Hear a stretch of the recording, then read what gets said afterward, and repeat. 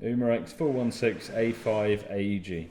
This rifle is available in black and also in RAL 8000, which is essentially a German designation for dark earth, although it's rather a dark earth.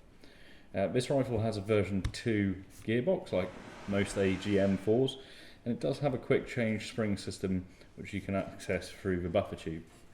The rifle is officially licensed by Umarex, so it does have HK markings on both sides, and it has HK markings on the fake bolt carrier group, and it has HK style fire selector markings as well. Being the A5 model, this version has the bolt release catch which is fenced off, and it also has another bolt release catch just underneath where the dust cover sits. So if you pull the charging handle to the rear, the fake bolt carrier will remain at the rear to allow you to adjust your hop unit, which is a rotary style, which is a very good thing out of the box. You can then release it by pressing that bolt release catch or by pressing that bolt release catch. The rifle has safe, semi and automatic for fire selector positions, and the fire selector itself is also ambidextrous.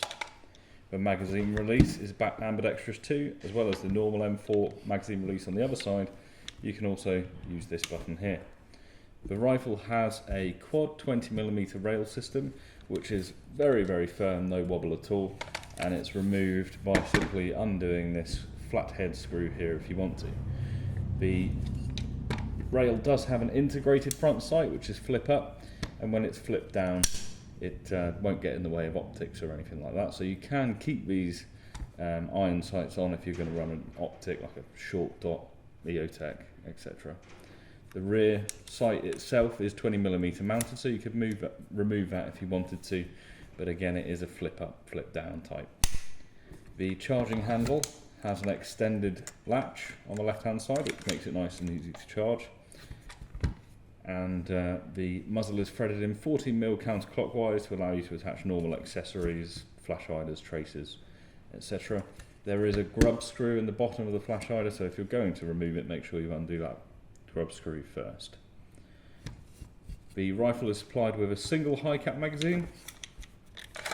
You can see it's loaded in the usual way as per any HiCap, but it will accept the vast majority of mid-caps such as PTS, EPMs, etc. The rifle does have a sling attachment point, so that's found here. It just has a simple standard loop either side, but it is steel. It is in a very sturdy position, so you can trust it with running a 1 point. If you want to use a 2 point sling, you could attach an RSA QD or just an RSA or something similar up on your rail system here, and then attach to both points. The stock finally is multi-position adjustable.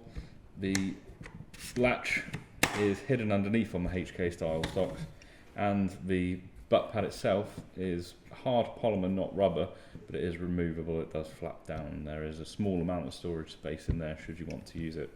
The rifle has a basic Mosfet, and we suggest running it on a 7.4 volt LiPo. As usual, an 1100 stick would be great, or 1200 if you want to squeeze it into the buffer tube. The electronics in the buffer tube do take up a little bit of space, so it's often required to have the stock out a little if you're going to have enough space for your battery in there. We do suggest with these rifles that you get tier 2 plus Mosfet, because the externals are so good that it really does warrant the internal work. Tier 2 plus Mosfet make it far snappier.